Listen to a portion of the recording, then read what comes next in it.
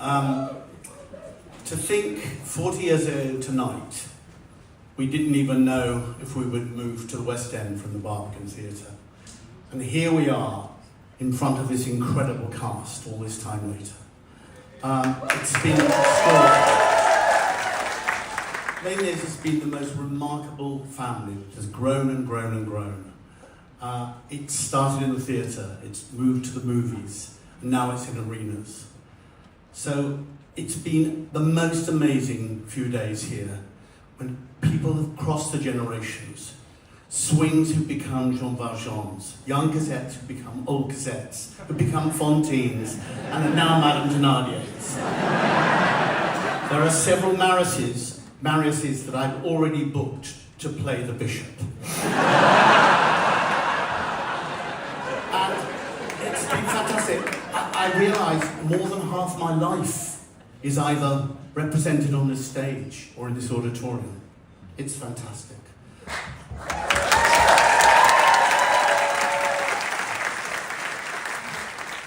So I have 40 years of thank yous. To so many wonderful people, both on stage and off stage, and of course, my amazing team who've made all this happen. It's incredible. Of course, Les Miserables began its life in Paris. But this British version has been the most wonderful collaboration between Alain, Claude Michel and I, and Trevor, and John, and James Fenton, and Herbie Kretzmer, and Lawrence and James, who've done this wonderful production tonight, which, taking the work of everyone that created it, and they put it on in this beautiful theatre, which was completely rebuilt for Les Miserables. So thank you all so much. 1,000 thank yous to everybody. But most of all, I must thank the two people who have brilliantly had the inspiration to write this show. Without them, this fairy tale would never have happened. And we would not be here tonight. My dear, dear friends, Alain Babille and Claude Michel Schoenberg.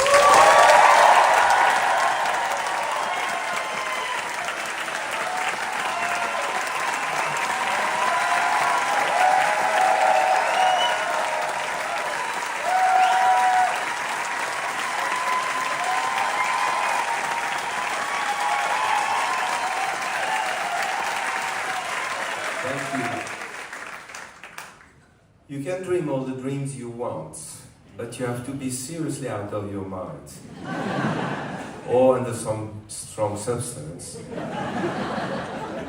to imagine for one moment that you would be celebrating the 40th anniversary of a show of our musical, Born in Paris. You would be celebrating that anniversary in London, in the West End, and in a theatre bearing the name of Stephen Sondheim.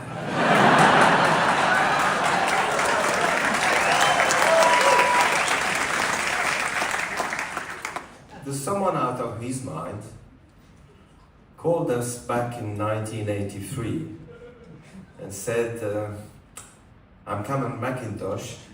That name didn't ring a bell. A British producer, okay. I have never seen the show, he said, in Paris, but I've heard half of the concept album you've done, and I think you don't realize what you have written. That was a good start. 3 weeks later, Claude Michel and I were in London, and suddenly, dreaming awake, were introduced to British theatre royalty, Sir Trevor Nunn, John Caird, poet James Fenton, and a few months later, Herbie Kretzmer, fortunately, joined the team, I should say the family. Unfortunately, as you know, he's not with us anymore, and he's sorely missed tonight. He's probably seeing the face of God.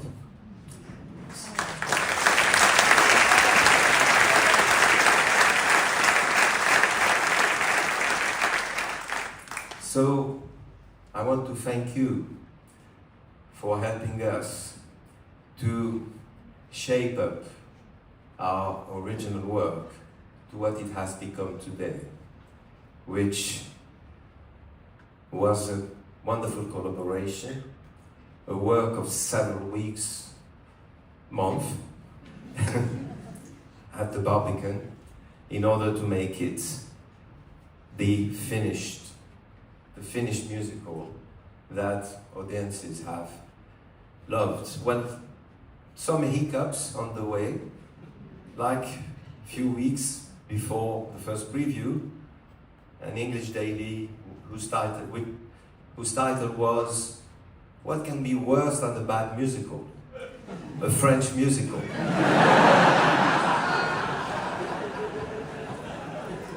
So, thank you all, and Claude Michel, it's to you.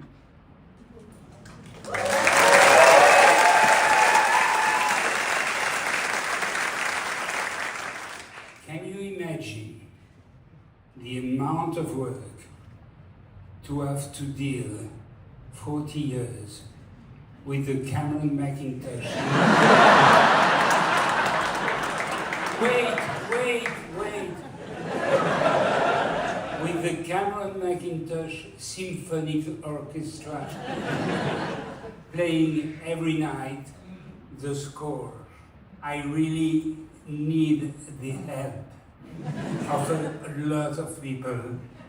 And of course, the first one, I hope he's here tonight, is John Cameron.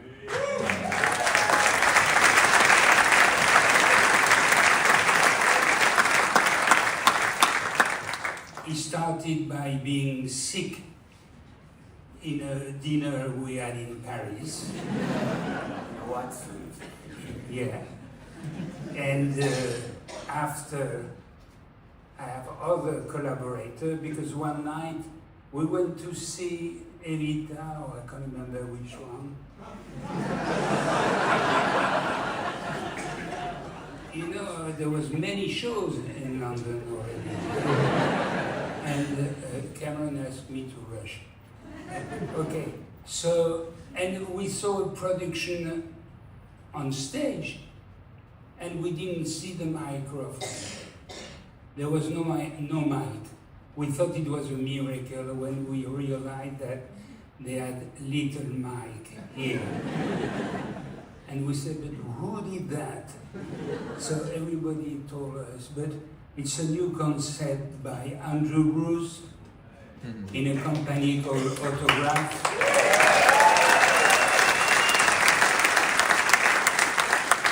So we said we want it, and we managed to get it, and that was the beginning of the technical problem.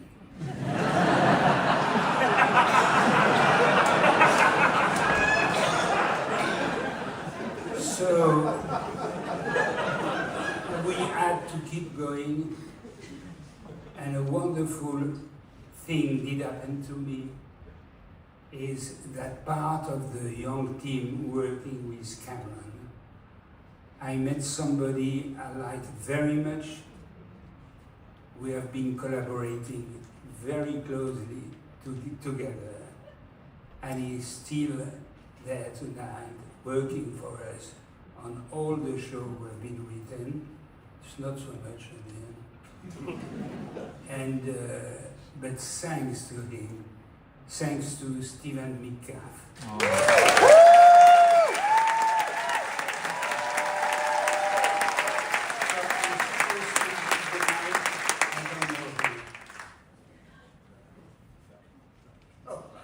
Hi, Trevor. Good evening, one and all. Theatre is storytelling, so allow me to tell you a story that's called How Did This All Begin? Back in 1985, the Royal Shakespeare Company had very recently moved into the custom-built Barbican Theatre. I was the RSC artistic director, and I was looking for an epic project that would somehow broaden our audience demographic. I was already close friends and colleagues with Cameron McIntosh because together we had worked on a little show by Andrew Lloyd Webber called Cats. So I was fascinated when Cameron suggested that I should listen to a tape recording of a concert that had been presented in Paris of a new work based on Les Miserables by Victor Hugo.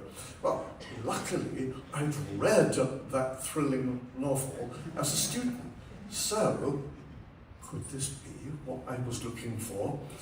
When excitedly, having listened to that tape, I concluded that it was, then to present this thrilling score by Claude Michel Schoenberg and Alain Boublil, I knew that I would need to be employing the same creative team with whom I had previously done the epic Dickens novel adaptation, Nicholas Nickleby.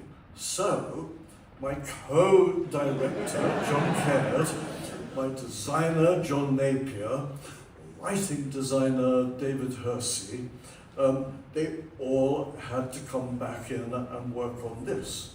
So, of course, I urged Cameron that this huge project could be launched under the banner of the RSC, and with extraordinary wisdom and generosity, Cameron agreed. A co-production.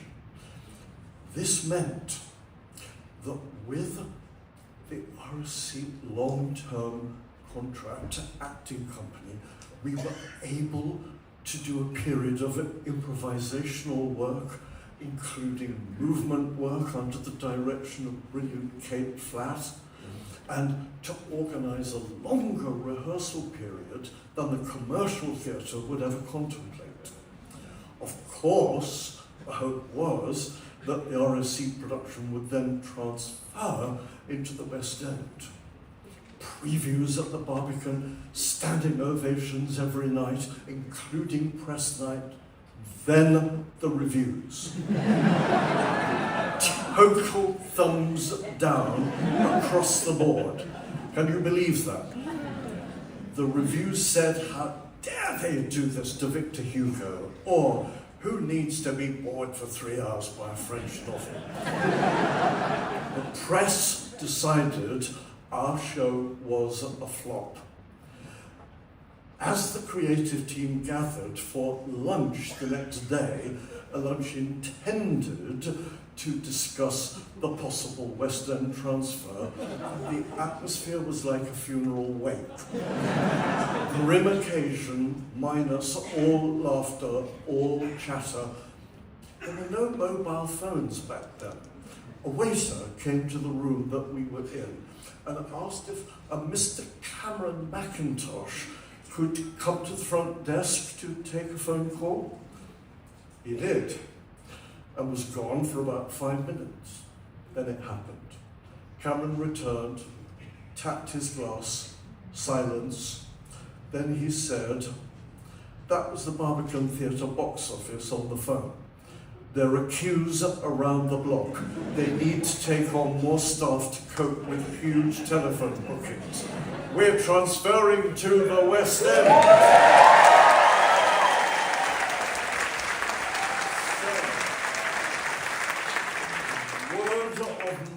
Mouth had spoken, and Cameron took the plunge. It's 40 years since that moment. Since then, I don't think any of those newspaper reviewers has said, okay, maybe I got it wrong. But it was audiences who decided that our show was a hit. So, thank you, Cam, and thank you all.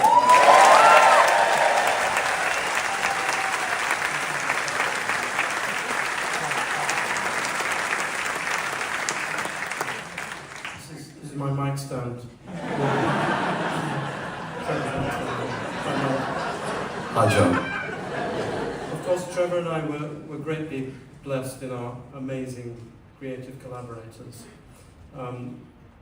especially, we've all mentioned Herbie Kretzner, who would have been 100 years old 4 days ago. And we're thinking we should have a Herbie Day every October the 5th every year. And we're all going to meet for the 41st next year, because otherwise we might not be here the year after that. Anyway, I can't believe how lucky we were in our collaborators at the time. They were an extraordinary bunch. We had, of course, the brilliant John Napier, the king of theatre design, and Andy Neophytou, the queen of costume design, and the wonderful, wonderful David Hersey, the prince of writing design. But we talked about dear Kate Flatt, our lovely movement director, and as well the late, much-loved Malcolm Ransom, our violently joyful fight director. And last, but never least, our dear Cameron, positively the emperor of producers.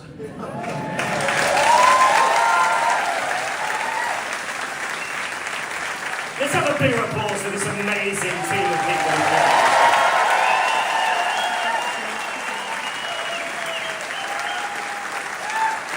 So, I'm just going to hand this to you for a second, if you don't mind, so I don't have too many. I just want to say what an absolute pleasure it was for James and I when Cameron asked us 15 years ago to look at doing a new production for the celebrations of the 25th anniversary year. And it was an extraordinary request, and we were blown away by just the very idea that we would have an opportunity, having been actors in the piece once upon a time, knowing exactly what it felt like to audition for the show, to tread the boards, to sing the material, and just know how powerful a piece this show was, created by this magnificent bunch of human beings. So we set the task, and we were lucky enough to have the wonderful Matt Kinley, who beautifully lit by the most wonderful Paulie Constable. We had wonderful costume designs, obviously by the same Andy Neophytou, and we had, Paul Wills, and the gorgeous, remind me, Christine Rollins! Oh my God, Christine, please don't beat me up. Sorry, Christine, I knew I was going to do that. Okay, and then of course the wonderful sound design of the most remarkable Mick Potter, who gave us this wonderful surround sound. It's an absolute pleasure for us, 15 years on, and we feel like we're such a small part of this incredible celebration. 40 years. It's quite an extraordinary thing, but it's a show that I believe lives in the heart of everybody. It tells a story that is timeless, and you know what? The most important people that have been part of it have been you, who have come time and time again to support the show, production after production, country after country, seen by millions. It's just Les Miserables.